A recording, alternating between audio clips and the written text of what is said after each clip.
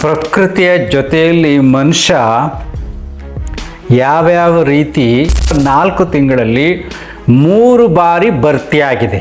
93 ವರ್ಷಗಳ ಹಿಂದೆ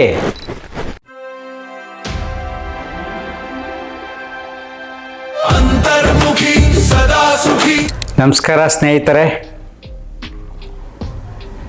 ಈ ದಿನ ಸ್ವಲ್ಪ ನೀವು ನಿಧಾನವಾಗಿ ಯೋಚನೆ ಮಾಡಬೇಕು.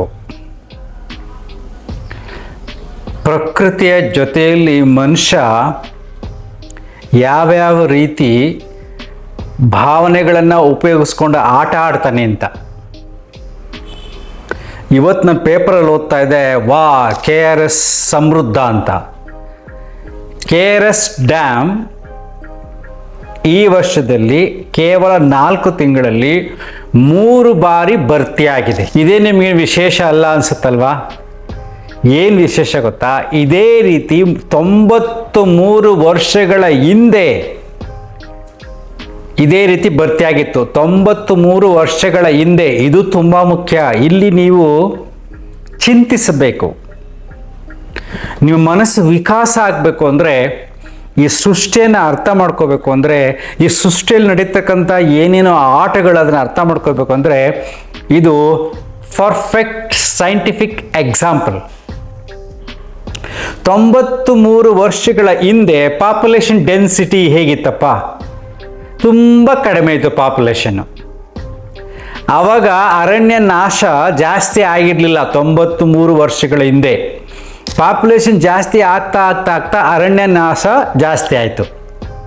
ಆವಾಗ ತುಂಬ ಹಸಿರಿತ್ತು. ಆಗ 3 ಸಾರಿ KRS ಡ್ಯಾಮ್ ತುಂಬಿತ್ತು.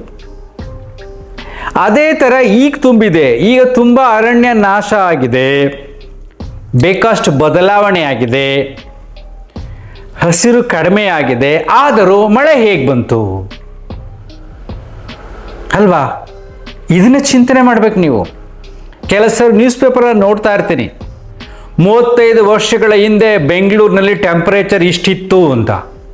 50 ವರ್ಷಗಳ ಹಿಂದೆ, 60 ವರ್ಷಗಳ ಹಿಂದೆ ಬರ್ತಾ ಇರುತ್ತೆ. ಆವಾಗೆಲ್ಲ ಕಾಂಕ್ರೀಟ್ ಬಿಲ್ಡಿಂಗ್ಗಳು ಇರಲಿಲ್ಲ, ಮರಗಿಡಗಳು ಜಾಸ್ತಿ ಇತ್ತು, ಕೆರೆಗಳು ಜಾಸ್ತಿ ಇತ್ತು. 60-70 ವರ್ಷಗಳ ಹಿಂದೆ ಆಗ ಟೆಂಪರೇಚರ್ ಜಾಸ್ತಿ ಆಗಿತ್ತು. ಇದೇ ತುಂಬ ಮುಖ್ಯವಾದ ವಿಚಾರ.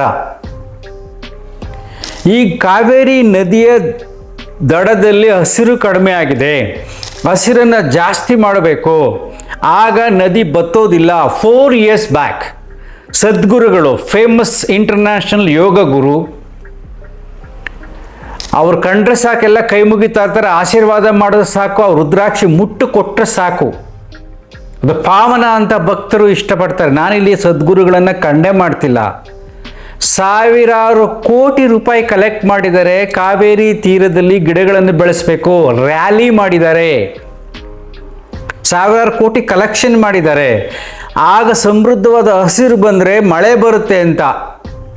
ಅಂದರೆ ಅದು ಕೂಡ ದಿವ್ಯ ಜ್ಞಾನ ಅಲ್ಲ, ಒಂದು ಸರಳವಾದ ಪ್ರಕೃತಿಗೆ ಸ್ಪಂದನೆ. ಗಿಡ ಮರ ಎಲ್ಲರೂ ಬೆಳೆಸಬೇಕು.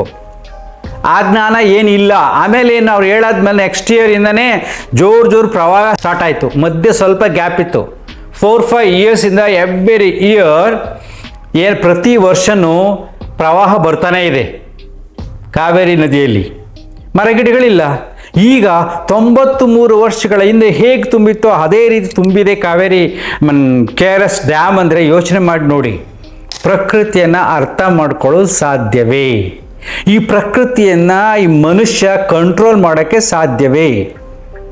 ಪ್ರಕೃತಿಯ ಜೊತೆಯಲ್ಲಿ ಹೇಗೆ ನಾನು ಬದುಕಬೇಕು ಅನ್ನೋದನ್ನು ಕಲಿಬೇಕೇ ಹೊರತು, ನಿನ್ನ ಸುತ್ತಮುತ್ತಲ ಪರಿಸರವನ್ನು ಎಷ್ಟು ಸೊಗಸಾಗಿ, ಎಷ್ಟು ಸಮೃದ್ಧಿಯಾಗಿ, ಎಷ್ಟು ಪ್ರೀತಿಯಿಂದ ನೀನು ನೋಡ್ಕೋಬೇಕು ಆ ಕಡೆ ಗಮನ ಹರಿಸ್ಬೇಕೇ ಹೊರತು, ಈ ಪ್ರಕೃತಿಯನ್ನು ಮಾನವ ಕಂಟ್ರೋಲ್ ಮಾಡೋಕ್ಕೆ ಹೋಗ್ಬಾರ್ದು ಮೌಢ್ಯದಿಂದ. ಈ ಮಳೆ ಬರದೇ ಇದ್ದಾಗ ಕಪ್ಪೆಗೆ ಮದುವೆ ಮಾಡ್ತಾರೆ, ಕತ್ತೆಗಳು ಮದುವೆ ಮಾಡ್ತಾರೆ. ಕೆಲ ಕಡೆ ಪಾಪ ಚಿಕ್ಕ ಮಕ್ಳು ಗಂಡು ಮಕ್ಕಳುಗಳು ಮದುವೆ ಮಾಡ್ತಾರೆ. ಈ ನಾರ್ತ್ ಕರ್ನಾಟಕದಲ್ಲಿ ಎಷ್ಟೊಂದು ಪ್ರವಾಹ ಬಂದು ರೈತರು ಎಷ್ಟು ಕಷ್ಟಪಡ್ತಾ ಇದ್ದಾರೆ. ಈಗ ಆ ಕತ್ತೆಗೆ ಮದುವೆ ಮಾಡಿ, ಕಪ್ಪೆಗೆ ಮದುವೆ ಮಾಡಿ, ಗಂಡು ಮಕ್ಕಳಿಗೆ ಮದುವೆ ಮಾಡಿ ಆ ಮಳೆಯನ್ನು ನಿಲ್ಲಿಸಿ. ಆಗಲ್ಲ. ಆದರೆ ನಂಬಿಕೆ ಎಷ್ಟೊಂದು ಆಳವಾಗಿದೆ ನೋಡಿ. ಇನ್ನೊಂದು ಕಡೆ ಒಂದ್ಸಾರಿ ಮಳೆ ಬರದೇ ಇದ್ದಾಗ KRS ಡ್ಯಾಮ್ ಹತ್ರ 100 ಜನ ಪುರೋಹಿತರು ಕುಳಿತುಕೊಂಡು ಪರ್ಜನ್ಯ ಹೋಮ ಮಾಡಿದ್ರು. ಒಬ್ಬಿಬ್ರಲ್ಲ, ದೊಡ್ಡ ಹೋಮ, ಮಳೆ ಬರಲಿ ಅಂತ. ಹೋಮ ಮಾಡಿ ಮಳೆ ಬರುವುದಾದರೆ ನಾವು ಎಷ್ಟು ಚೆನ್ನಾಗಿ ಬ್ಯಾಲೆನ್ಸ್ ಮಾಡ್ಬೋದಾಯಿತು. ಬರಗಾಲದಲ್ಲಿ ಹೋಮ ಮಾಡಿ ಮಳೆ ಬರ್ಸ್ಕೊಳ್ಳೋದು, ಮಳೆ ಜಾಸ್ತಿ ಆದಾಗ ಅದೇ ಹೋಮ ಮಾಡಿ ಕಡಿಮೆ ಮಾಡಪ್ಪ ಅಂತ ಹೇಳೋದು, ಇದನ್ನೆಲ್ಲ ಮಾಡ್ಬೋದಾಗಿತ್ತಲ್ವಾ. ಆದರೆ ಜನರು ಎಷ್ಟೊಂದು ಕಡೆ ದೇವಸ್ಥಾನಗಳಲ್ಲಿ ಹೋಮಗಳನ್ನು ಮಾಡ್ತಾರೆ ಮಳೆ ಕಡಿಮೆ ಆದಾಗ ಬರುತ್ತೆ ಅಂತ. ಆದರೆ ಈಗ ಸ್ವಲ್ಪ ಚಿಂತನೆ ಮಾಡಿ ನೋಡಿ, 93 ವರ್ಷಗಳ ಹಿಂದೆ ಯಾವ ಹೋಮಗಳನ್ನೇನು ಮಾಡಿಲ್ಲ, ಆವಾಗ ಇದೇ ರೀತಿ ಮಳೆ ಬಂದಿತ್ತು. ಈ ವರ್ಷನೂ ಕೂಡ ಯಾರು ಪರ್ಜನ ಹೋಮ ಮಾಡಿಲ್ಲ, ಕಪ್ಪೆಗೆ ಮದುವೆ ಮಾಡಿಲ್ಲ, ಇನ್ಯಾವುದೋ ಪ್ರಾಣಿಗಳು ಮದುವೆ ಮಾಡಿಲ್ಲ, ಆದರೂ ಮಳೆ ಬಂದಿದೆ. ಪ್ರಕೃತಿಯಲ್ಲಿ ಎಷ್ಟೊಂದು ವ್ಯತ್ಯಾಸ ಆಗಿದೆ, ಜನಸಂಖ್ಯೆ ಜಾಸ್ತಿ ಆಗಿದೆ, ಅರಣ್ಯೀಕರಣ ಕಡಿಮೆ ಆಗಿದೆ. ಆದರೂ ಹೇಗೆ ಬಂತು ಅಂದರೆ ಸೃಷ್ಟಿಯನ್ನು ಯಾರು ಜಡ್ಜ್ ಮಾಡೋಕ್ಕಾಗಲ್ಲ. ಮುಂದೆ ಪ್ರವಾಹ ಜಾಸ್ತಿ ಆಗ್ಬೋದು ಅಥವಾ ಯಾವಾಗ ಬರಗಾಲ ಬರುತ್ತೋ ಗೊತ್ತಿಲ್ಲ. ಇದನ್ನು ಯಾರೂ ಜಡ್ಜ್ ಮಾಡೋಕ್ಕಾಗಲ್ಲ. ಯಾವ ಆತ್ಮಜ್ಞಾನಿಯೂ ಕೂಡ, ಯಾವ ಮಹಾನ್ ಗುರುಗಳೂ ಕೂಡ, ಮಂತ್ರಗಳನ್ನು ಪಠನೆ ಮಾಡುವವರು ಕೂಡ, ಹೋಮ ಹವನಗಳನ್ನು ಮಾಡುವವರು ಕೂಡ, ಯಾವುದೇ ಧರ್ಮದಲ್ಲಿ ಯಾವುದೇ ಧರ್ಮಗುರುಗಳು ಪ್ರಕೃತಿಯನ್ನು ಜಡ್ಜ್ ಮಾಡೋಕ್ಕೆ ಸಾಧ್ಯ ಇಲ್ಲ. ಇದೇ ವಾಸ್ತವ ಸತ್ಯವನ್ನು ನೀವು ಅರ್ಥ ಮಾಡ್ಕೋಬೇಕು. ಅದಕ್ಕೋಸ್ಕರ ನಾನು ವಿಡಿಯೋ ಮಾಡ್ತಾ ಇದ್ದೀನಿ. ಎಲ್ಲರೂ ಸುಮ್ಮನೆ ಭಾವನೆಗಳ ಮೇಲೆ ನಂಬಿಕೆ ಇರತಕ್ಕಂಥ ಪದಗಳನ್ನು ಉಪಯೋಗಿಸ್ಕೊಂಡು ಈ ಮನಸ್ಸಿನ ಮೇಲೆ ತುಂಬ ಆಟ ಆಡ್ತಾ ಇದ್ದಾರೆ. ವಾಸ್ತವ ಸತ್ಯ 93 ವರ್ಷದ ಹಿಂದೆ ತುಂಬಿತ್ತು, ಈಗ ಅದೇ ರೀತಿ ತುಂಬಿದೆ. ಮಧ್ಯೆ ಎಷ್ಟೊಂದು ಬದಲಾವಣೆ ಆಗಿದೆ. ಮುಂದೆ ಪ್ರಕೃತಿಯಲ್ಲಿ ಏನೇನಾಗುತ್ತೆ ಯಾರು ಹೇಳೋಕ್ಕಾಗಲ್ಲ. ಯಾವ ಮಂತ್ರನೂ ಕಂಟ್ರೋಲ್ ಮಾಡೋಕ್ಕಾಗಲ್ಲ. ಹಿಂಗೆ ವೈಡಾಗಿ ನೀವು ಯೋಚನೆ ಮಾಡಬೇಕು. ಸೃಷ್ಟಿ ಹೇಗಿದೆ, ಹೆಂಗಿದೆ, ಅಲ್ಲಿಂಥ ಪ್ರವಾಹ, ಇಲ್ಲಿಂಥ ಪ್ರವಾಹ, ಈ ಪ್ರವಾಹ, ಇದನ್ನೆಲ್ಲ ಮನುಷ್ಯ ಕಂಟ್ರೋಲ್ ಮಾಡೋಕ್ಕಾಗತ್ತಾ ಅಂತ ನೀವು ನಿಧಾನವಾಗಿ ಯೋಚನೆ ಮಾಡಿದಾಗ ನಿಮ್ಮ ಮನಸ್ಸಿನ ಮೇಲೆ ಆಟ ಆಡತಕ್ಕಂಥ ಈ ಎಲ್ಲ ಏನೇನೆಲ್ಲ ಮಾಡ್ತಾರಲ್ಲ ಮಳೆ ಬರ್ಸ್ತೀನಿ ಅಂತ, ಅದನ್ನು ನೀವು ನಂಬಕ್ಕೆ ಹೋಗಲ್ಲ. ಮನಸ್ಸು ವಿಕಾಸವಾಗುತ್ತೆ. ಸತ್ಯದ ಕಡೆ ಗಮನ ಹರಿಸುವುದು ಇದೇ ಸತ್ಯ. ಪ್ರಕೃತಿಯನ್ನು ಅರ್ಥ ಮಾಡಿಕೊಳ್ಳಲು ಸಾಧ್ಯವಿಲ್ಲ. ಈ ಸತ್ಯ ಅರ್ಥ ಮಾಡಿಕೊಂಡ್ರೆ ಬೇರೆದೆಲ್ಲ ನಿಮ್ಗೆ ಅರ್ಥ ಆಗ್ತಾ ಹೋಗುತ್ತೆ.